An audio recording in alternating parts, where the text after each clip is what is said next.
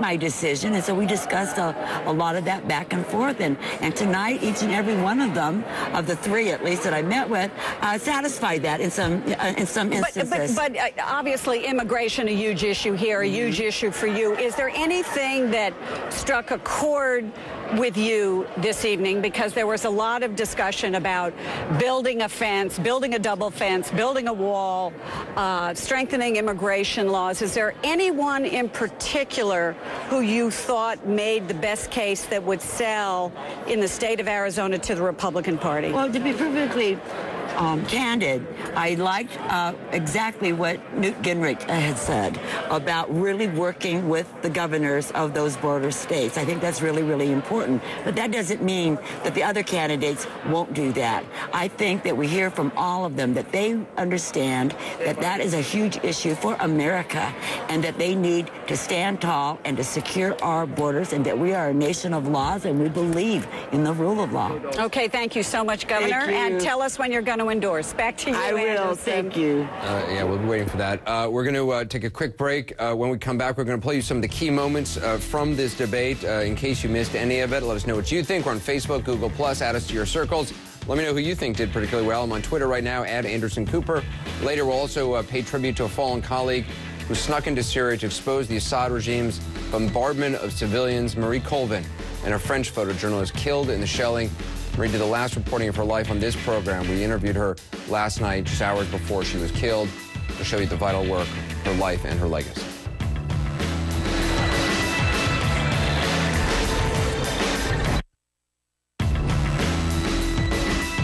Hey, we're back with special 360 coverage. Contentious, potentially key Republican debate just wrapped up. We'll bring back the political panel shortly. First, though, some of the pivotal moments from tonight's debate.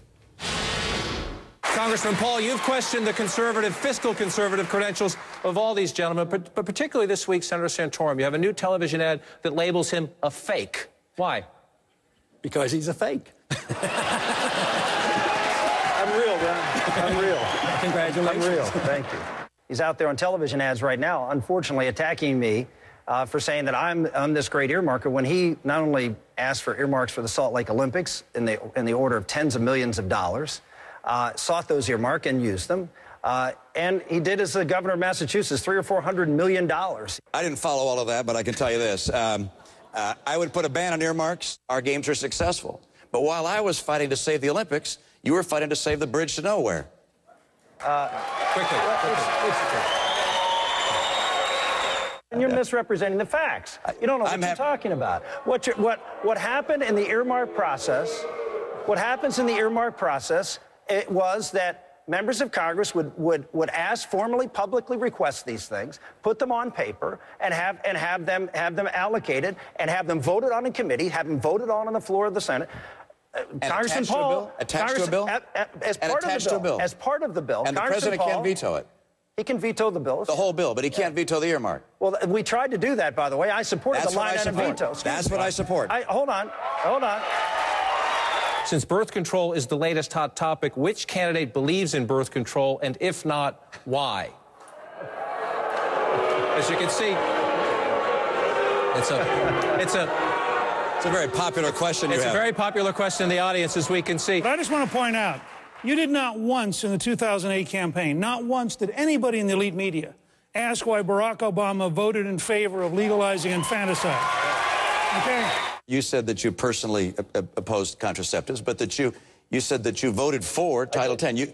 But you used that as an argument, saying this is something I did proactively. You didn't say this is something I was opposed to. It was something I would have done. You said this in a positive light. I voted for Title X. I think I was making it clear that while I have a personal more objection to it, even though I don't support it, that I voted for bills that included it. And I made it very clear in subsequent interviews that I don't support that.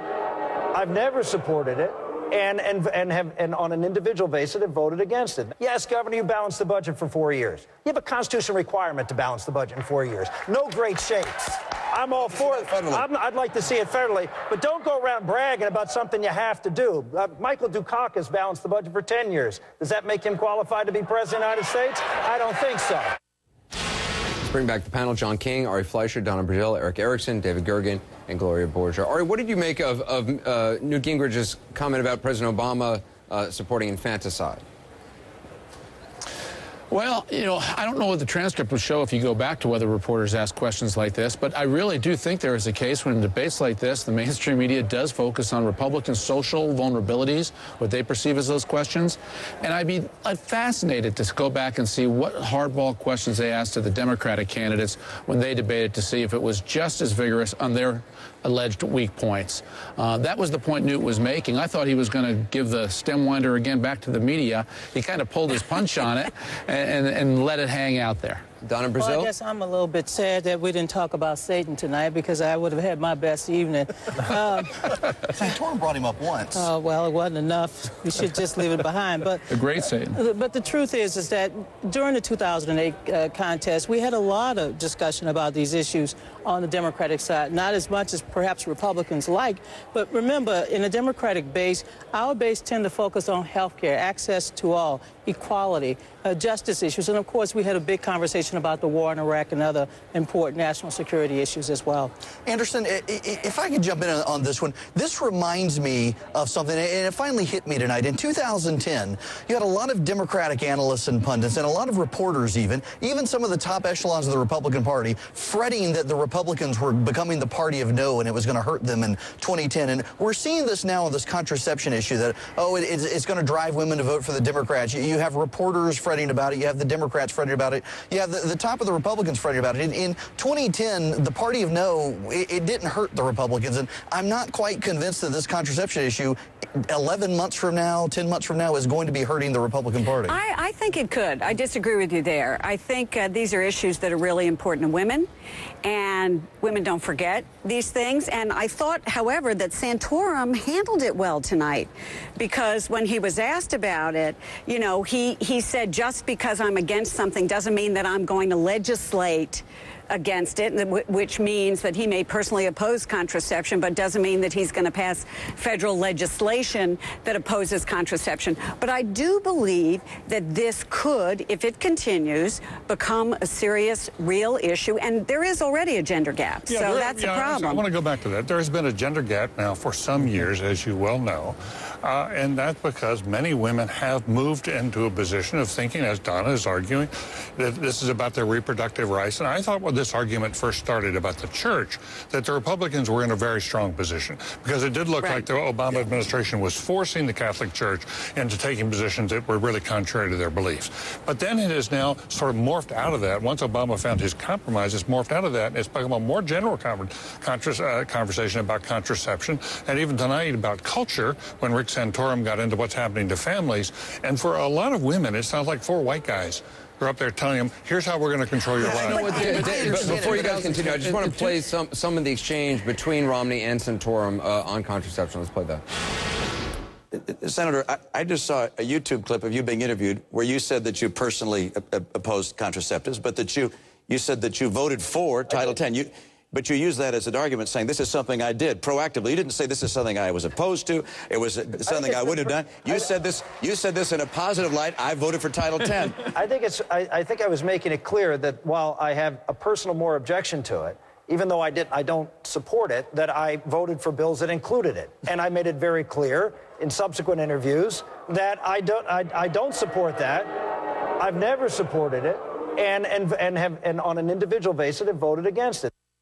This was one of those points, as someone on the panel earlier said, that Romney was able to put Santorum squarely in the center of Washington politics. Right, and I think that's a problem for Rick Santorum, because the more that Mitt Romney makes Rick Santorum look like an earmarker, look like an insider, look like, oh, okay, you know, you supported Arlen Specter over a true conservative because of the team, the inside Washington team. You know, that's trouble for Rick Santorum, particularly with Tea Party voters with whom he's strong with right now, Anderson. Yeah, Anderson, just to add to, anytime a candidate in a national debate starts talking about Title X, tries to distinguish it from Title 20, and is trying to defend himself on that, he's got a problem. Well, there's a reason, Anderson, that governors are more successful historically in presidential elections. They're chief executives, they're at their states, they haven't cast hundreds, if not thousands of votes, and they don't learn, for better or worse, when they get to Washington, a language where Senator Santorum is trying to describe some of the votes. Speaker Gingrich tends to avoid this better than most congressional candidates for office, but even he occasionally starts to describe the process, and whether you agree or disagree with the answer, it gets in a Washington gobbledygook. Because one of the things that was such a problem for Bob Dole, if you go back to that. Ari will remember. Rick Santorum came in tonight with lots of momentum and excitement, and he didn't take advantage of it. He got bogged down in legislatees and senatorialese. It was almost as if he did not have a strategy coming into tonight. His strategy should have been to make the case that Mitt Romney is an inauthentic conservative who changes his views, and I will always speak from the heart. I'm the authentic conservative, and whether you agree with me or disagree with me, you will always know where I stand. You know, it's always hard. In all tonight. of these debates, when we watch the candidates claw their way up, and they finally get to that, and they're great. Santorum had 2 terrific debates before this debate. Then you get to that middle hot seat, and you're under attack. Right. Then they seem to have problems because they're not used to it. But not Newt. Newt had another strong night tonight. But he wasn't in the center seat. That's right. He was not in the center seat. That's a good point. Not in the center seat. And I don't think it's going to help Newt win any elections, but he had a good night tonight as a debater. He had a very good night. But you know, given the volatility on the Republican side, I wouldn't be surprised if Newt Gingrich can find a way back to being a front runner again in a couple of weeks. We got to take a quick break. Tuesday. When we come back, we're going to play some of more of the things that Newt Gingrich said, particularly about President Obama, saying he's, I believe he said, amongst the most, probably the most dangerous president in U.S. history. We'll play you the exact soundbite so you can hear for yourself. We'll have our panel talk about that. Our coverage continues of the Republican debate again ahead. We'll be right back. Everybody who serves in the fire department, in the police department, not just the first responders, but our National Guard, whoever's going to respond. All of us are more at risk today, men and women, boys and girls, than at any time in the history of this country. And we need to understand that's the context in which we're going to have to move forward in understanding the nature of modern combat. I think this is a very sober period, and I believe this is the most dangerous president on national security grounds in American history. Pretty bold statement by Newt Gingrich there. Let's talk to the panel about that.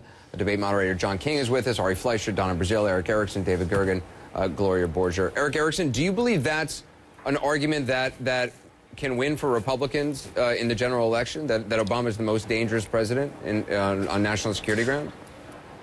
Oh, I'm totally a partisan on this issue and freely admitted, yeah, I think this president's been a disaster on national security grounds. Yes, he may have gotten Osama bin Laden, something George W. Bush didn't do, but it seems like he spends more time apologizing for our allies than he does for our enemies. Our South America policy under Bush and Obama, by the way, has not been very good. We don't seem to have a comprehensive policy on Mexico when they're in effect in a civil war. We don't know what we're doing with Iran. We want to keep talking on North Korea. We want to keep talking on China. It seems like they're our friend, except when they're not our friend. Yeah, I don't think this president really has a comprehensive vision on foreign policies, playing hit and miss. David Gergen, do you buy that? No. I will say this. From my perspective, Barack Obama is very vulnerable on a range of domestic issues, starting with the economy. But his strength, his surprising strength, has been in international affairs.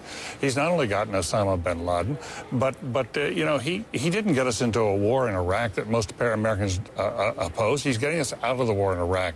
He's getting us out of Afghanistan. Most Americans now, whether he does it sloppily or not is another question. But I think he's got these sanctions against Iran appear to be making headway now. We may have, you know, we've slowed Iran down. There are many different reasons, I think, why it can be argued that Barack Obama is a much more successful foreign policy president than he is a domestic president. Has he gotten everything right? No. But I think in terms of the arguments in November, I think he'll have the better arguments on foreign policy than he has on domestic. Well, and the big question out there is Syria, and I didn't hear any definitive solutions tonight to what we should do in terms of what's going on in Syria. And I also remember that Newt Gingrich during this campaign was back and forth on the question of Libya and whether we should go in unilaterally or whether we shouldn't, or whether we should be a part of a no-fly zone. And so, I don't think there's the advantage there. Ari Fleischer, can't the White House also run on the expanded use of Predator drone strikes, which have been very effective in eliminating top leadership of al-Qaeda and Taliban in Pakistan? You know, frankly, I think it's a bit of a mixed verdict. I think you do have to give the president credit for what he did with getting Osama bin Laden, and I think you also have to give him credit for flip-flopping and continuing the George Bush policies of indefinite detention, warrantless wiretaps, Guantanamo keeping it open, and the drone strikes, which he's increased.